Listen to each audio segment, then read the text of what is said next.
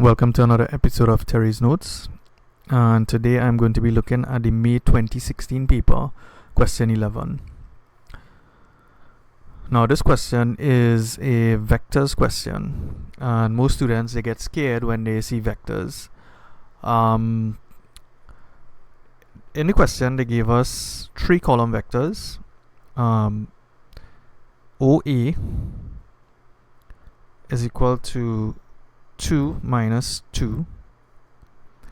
OB is equal to 6, 1. OC is equal to 10, 4. Alright. Now, to be honest, when I started vectors when I was in Form 4, I did find it to be very difficult. It was very abstract and it didn't really make much sense to me. Alright, but what I can tell you is, in order for you to be able to do vectors, what you should do is always make a quick sketch. That will go a long way. So they give us 3 column vectors. So we have OA, we have OB, and we have OC. Alright, forget about the numbers for now. I just want to show you something. So the first part of the question, part A, part 1, you are asked to find the vector AB. So we want to get AB. Alright. Now what they get confused with is, how do you know when to add or subtract? Right? Now if you have a diagram, things are much easier. So if we look at this here, we have OA and we have OB, and we want to find AB. Alright? So our starting point is A and our ending point is B. So therefore we must go in this direction. We must go here, which is AO, go from A to O, and then from O to B. So we write that.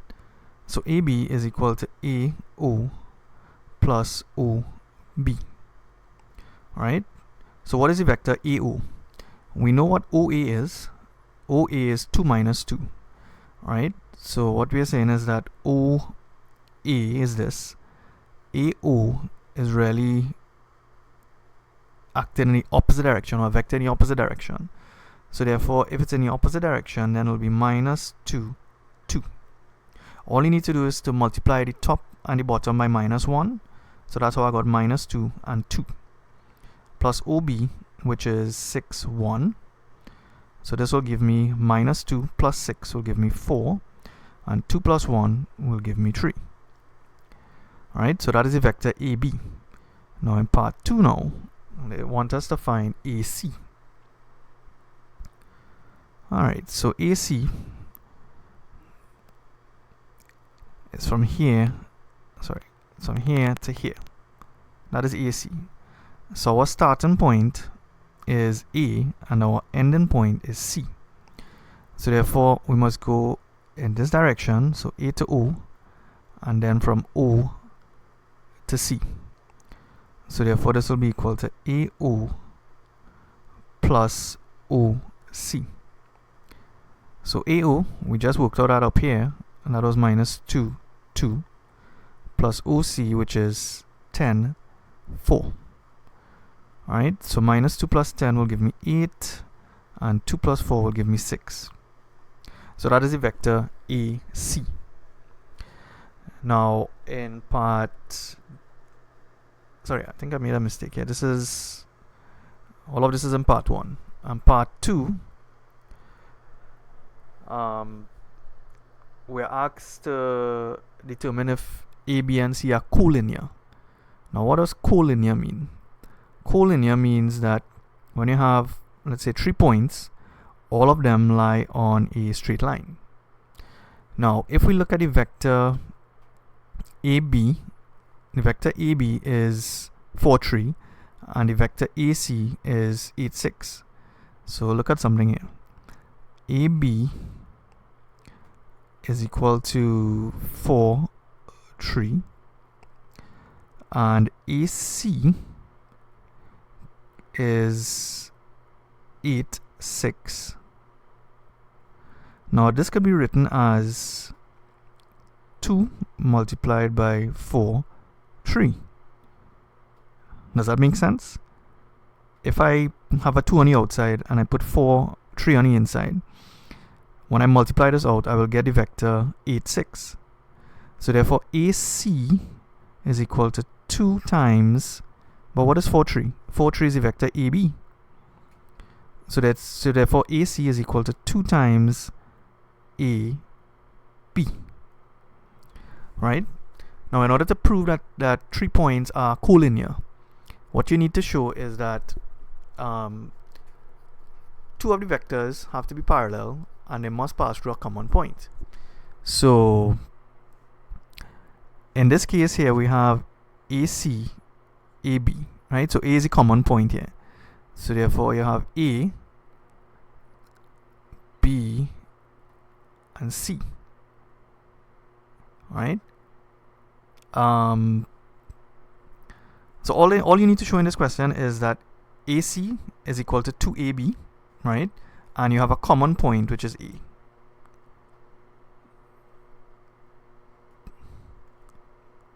Right? So because AC is equal to 2AB, it means that those AC and AB are parallel, right?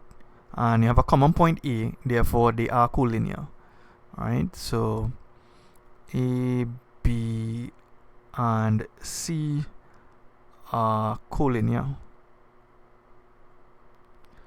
right? Now the next part of the question, they said that this is part B, and we are given a matrix which is given by 3x 2, 4, and they said that the matrix is singular. Find the value of x. Alright, so for a singular matrix,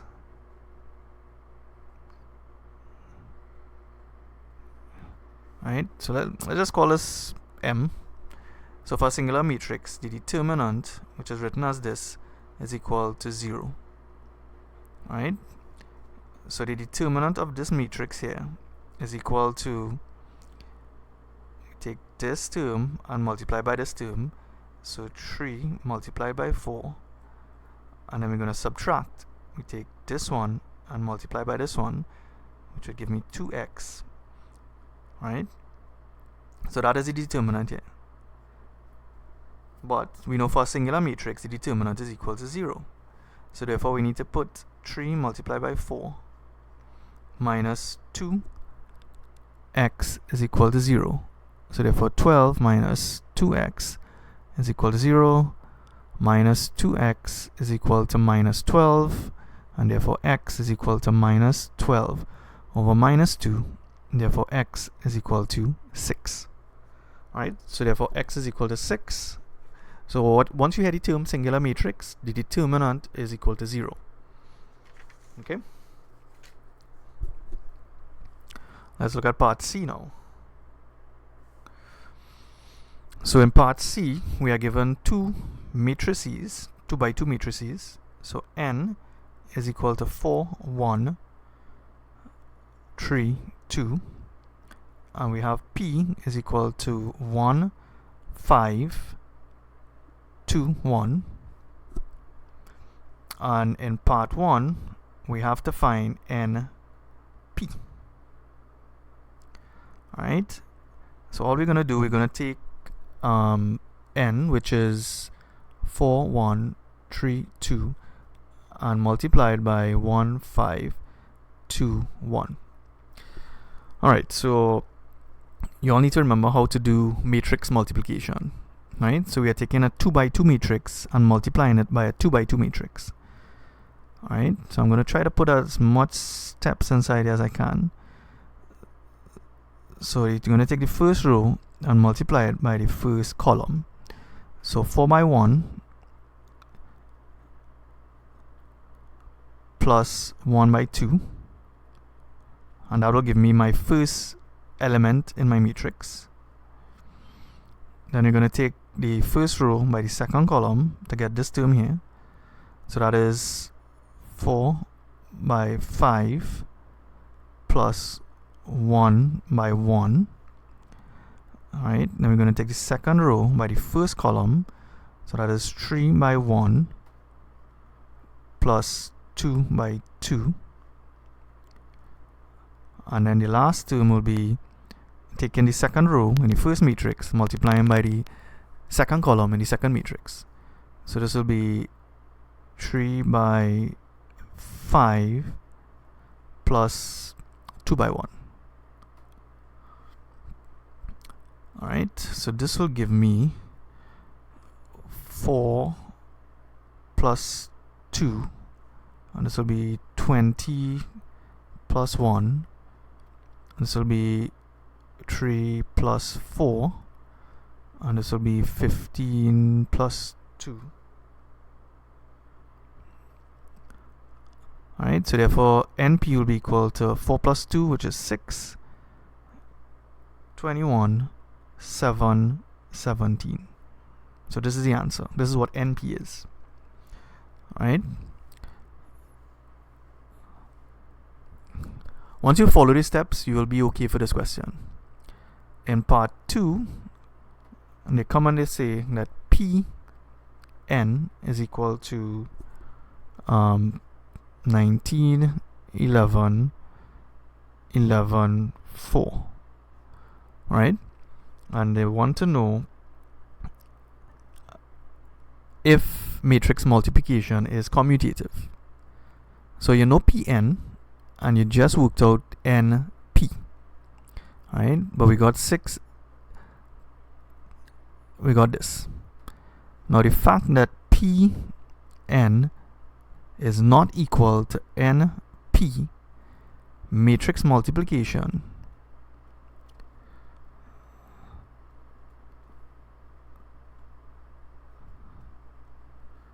is not commutative.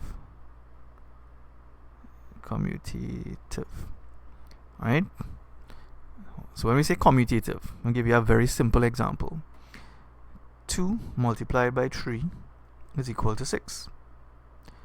But if I take 3 multiplied by 2, I will also get 6.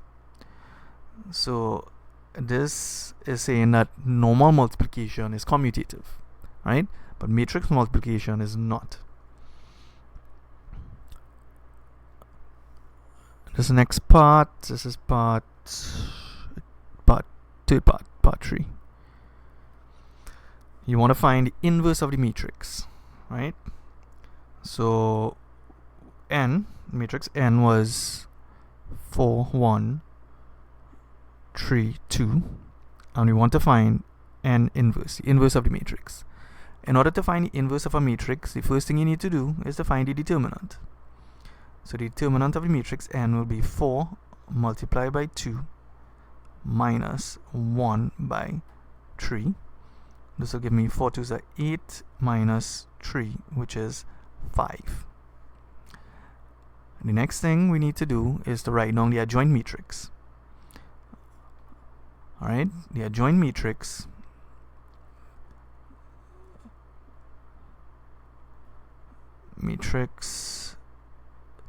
is equal to,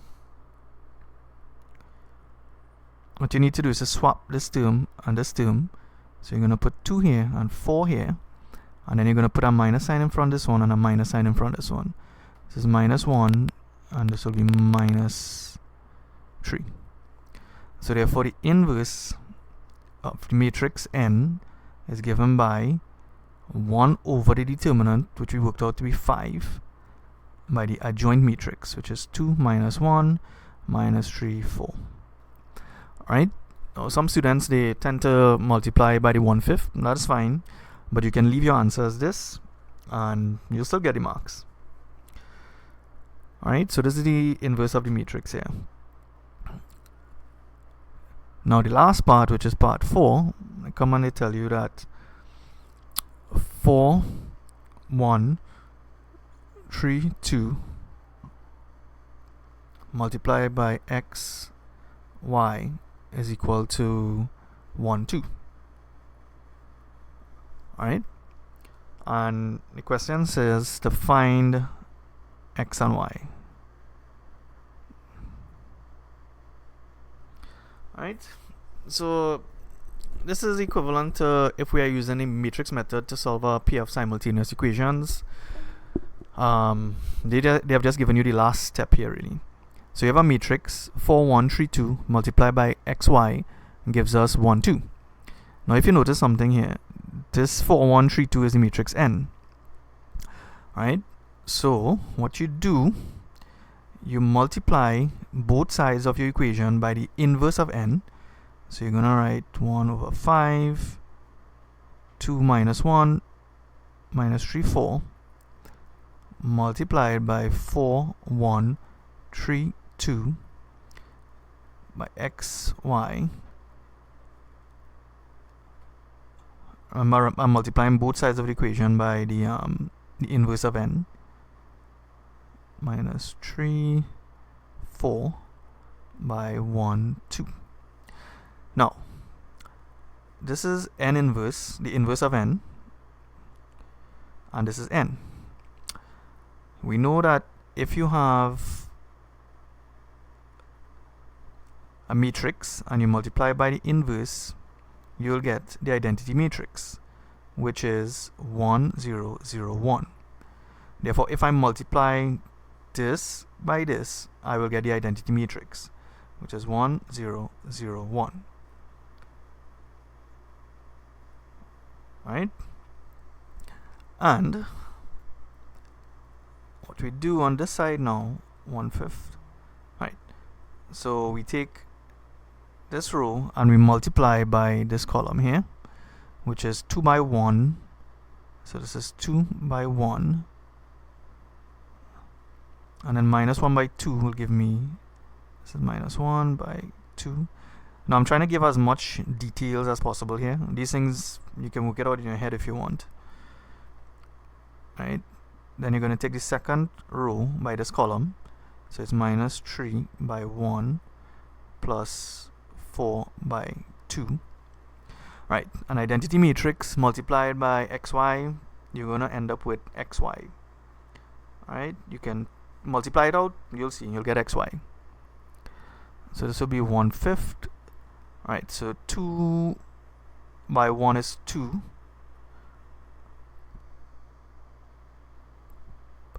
Minus 2.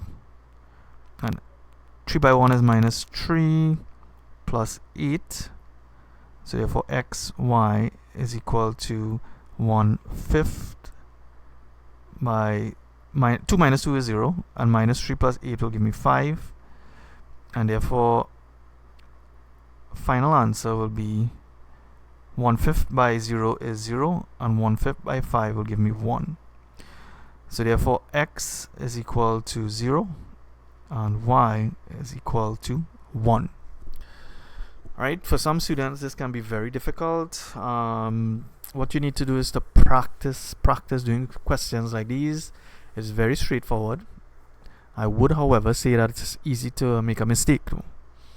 Alright, so till next time.